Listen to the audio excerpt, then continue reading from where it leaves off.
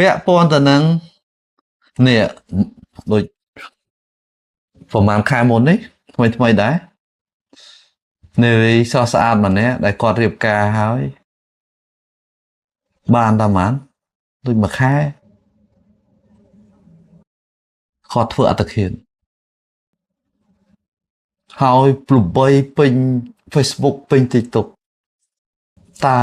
ផ្លូវចិត្តគាត់មិនទៅយល់បានទេរៀបការដោយប្រើខួរក្បាលហានិភ័យអត់សូមចាប់អារម្មណ៍ណានៅពេលដែលមនុស្សយើងម្នាក់បរិសម្នាក់ឬមួយស្ត្រីម្នាក់បដោតតែរឿងអាជីពផ្លិចបេះដូងខ្លួនឯងណាបញ្ហាវបដិសេរីទៀតវបដិសេរីដងប៉ះមនុស្សប្រមាណនេះម្ដាយឪពុកក៏វបដិសេរីដែរសូមចាប់អារម្មណ៍ណាបាទហើយសួរថាម៉េចបានចឹងជំងឺធ្លាក់ទឹកចិត្តវាពាក់ព័ន្ធខ្លាំងជាមួយនឹងការធ្វើអត្តឃាតវាពាក់ព័ន្ធនឹងគំនិតធ្វើអត្តឃាតជំងឺធ្លាក់ទឹកចិត្តវាជាការធ្លាក់ចុះនៃអារម្មណ៍ធ្វើឲ្យយើងក្រៀមក្រំសែតហ្នឹងណាបាត់បង់ភាពរីករាយបាត់បង់ចំណង់ចំណូលចិត្ត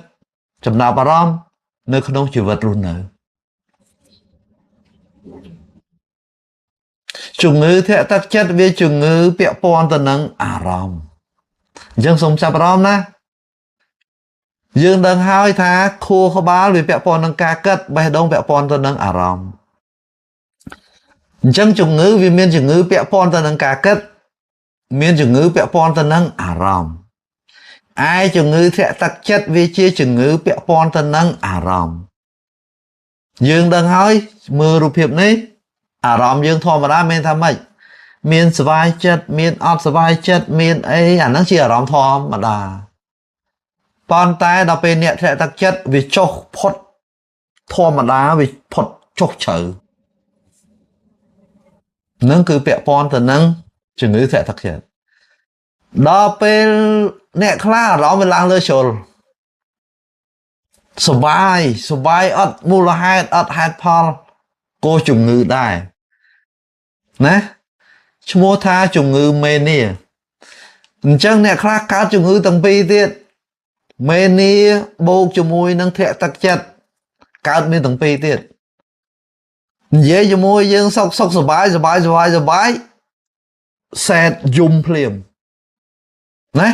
ទាំងប្រធានបទដែលយើងជជែកអត់ត្រូវយំផងគាត់ដូរអារម្មណ៍មកយំបន្ទាប់ពីហ្នឹងមកស្ទុះចេញមកសោយសប្បាយភ្លាមអញ្ចឹងត្រូវដឹងណានៅពេលដែលយើងសោច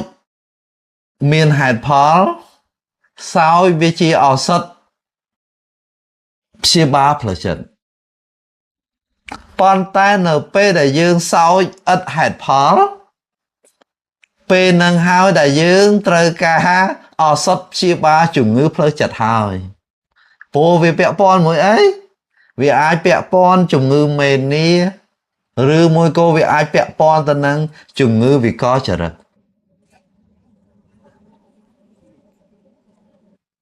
នេះគឺជារោគសញ្ញាដែលយើងអាចកត់សម្គាល់ខ្លួនឯងសញ្ញាលម្អិតគម្រោងសំណួរដែលធ្លាប់ធ្វើតេស្តខ្លីៗទេប៉ុន្តែសញ្ញានេះមានច្រើនសញ្ញាផ្នែកអារម្មណ៍គឺគាត់សែតយំឥតហេតុផលអារម្មណ៍ខកចិត្តខឹងសូម្បីតែរឿងតូចតាចអារម្មណ៍អស់សង្ឃឹមឬមួយក៏មានអារម្មណ៍ថាទទេបាត់បង់ចំណង់ចំណូលចិត្តដែលធ្លាប់តែរីករាយធ្លាប់តែធ្វើអីចូលចិត្តធ្វើដូរណាមានចំនួនជាមួយក្រុមគ្រួសារជាមួយមិត្តភ័ក្តិបាត់បង់ចំណាប់អារម្មណ៍ជាមួយអីផ្សេង ណាឲ្យតម្លៃខ្លួនទៀតមើលឃើញពិភពលោកនេះគឺខ្មៅងងឹតអនាគតគឺអាក្រក់ហ្មងមិនឲ្យតម្លៃខ្លួនណាមានអារម្មណ៍មួយថាខ្លួនឯងឥតតម្លៃបន្ទោសខ្លួនឯងហើយបំផ្លើសការបន្ទោសខ្លួនឯងទៀតជួនណារឿងទូចទេប៉ុន្តែគាត់បំផ្លើសទៅជារឿងនឹងធំរិះគន់ខ្លួនឯងឆាប់ប្រតិកម្មខ្លាំងទៅនឹងការបដិសេធឬមួយក៏បរាជ័យមានបញ្ហានៅក្នុងការគិតការផ្ចង់អារម្មណ៍ការសម្រេចចិត្តនិងការចងចាំហើយផុសគំនិតធ្វើអត្តឃាតញឹកញាប់រោគសញ្ញាផ្នែកអាកប្បកិរិយានិងផ្លូវកាយយើងមើលទៅកម្លាំងដូចខ្ជិលតាមពិតមិនមែនខ្ជិលទេគឺអត់មានធម៌ពលអស់កម្លាំងគេងមិនលក់ឬមួយក៏គេងអត់ចង់ក្រោកគេងច្រើនជុលផ្លាស់ប្ដូរចំណង់បរិភោគអាចលេងចង់ញ៉ាំអីឬមួយក៏ញ៉ាំអីញ៉ាំអត់ឈប់ឈានទៅប្រើប្រាស់គ្រឿងសង្វឹងឬមួយក៏គ្រឿងញៀនហើយបើយើងនិយាយពីការគិតការនិយាយចលនារាងកាយយឺតយ៉ាវ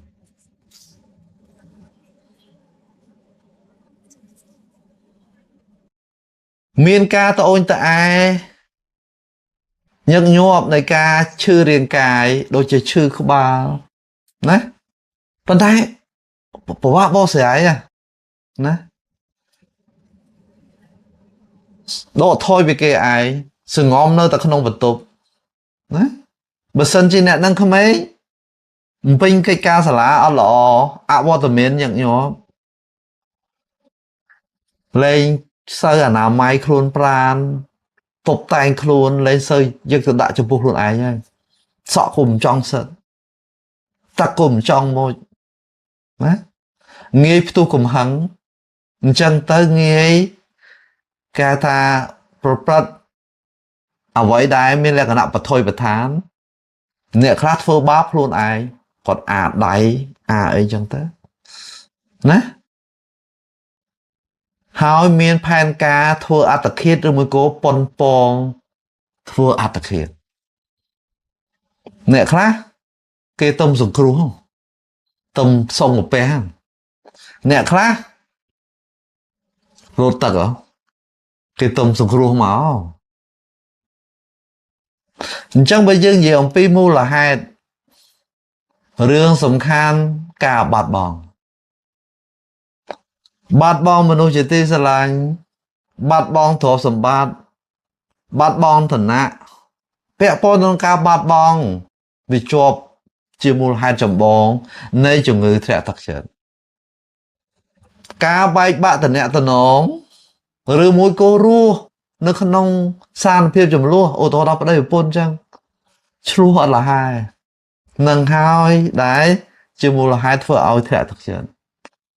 សម្រាប់ស្ត្រីការឆ្លងទលេក៏ប្រឈមទៅនឹងជំងឺធ្លាក់ទឹកចិត្តដែរនៅសិង្ហបុរីមានពី10ទៅ15%ប៉ុន្តែបើនៅស្រុកខ្មែរអាចលើសហ្នឹងពីព្រោះលក្ខខណ្ឌនៅនឹងសានភាពយើងអាចអត្រាកាន់តែកើនឡើងការបាត់បង់ការងារការវ៉ាវការងារថ្មីជួបគ្រោះថ្នាក់ដល់បេការភាពរយៈពេលយូរគឺជាជនរងគ្រោះនៃអ ுக ្រិតកម្មឧទាហរណ៍ថាគេរំលោភគេប្រើហិង្សាដែលមានលក្ខណៈគ្រោះថ្នាក់ដល់អាយុជីវិតមានជំងឺផ្លូវកាយរ៉ាំរ៉ៃហើយនឹងថែទាំអ្នកជំងឺពិការភាពរយៈពេលយូរណាឧទាហរណ៍ថែទាំអ្នកលើឈាមអីដែលមានជំងឺស្លាប់ញញៀងខ្លួនឬមួយក៏ស្លាប់មកកណ្ដាប់ខ្លួនអ្នកថែទាំប្រឈមហើយក្រៅពីនេះ ផលរំខាននៃឱសថខ្លះក៏ធ្វើឲ្យមានធ្លាក់ទឹកចិត្តដែរ stress ដោយសារមានជំងឺណាដូចជាជំងឺវិកលចរិតជំងឺថប់បារម្ភធ្ងន់ធ្ងរការញៀនថ្នាំឬមួយការញៀនស្រាហើយនឹងការផ្លាស់ប្ដូរកម្រិតអរម៉ូននៅមុនពេលមានរដូវពាក់ព័ន្ធនឹងស្ត្រីអញ្ចឹងនេះពាក់ព័ន្ធទៅនឹងជំងឺធ្លាក់ទឹកចិត្តរោគសញ្ញាហើយនឹងមូលហេតុ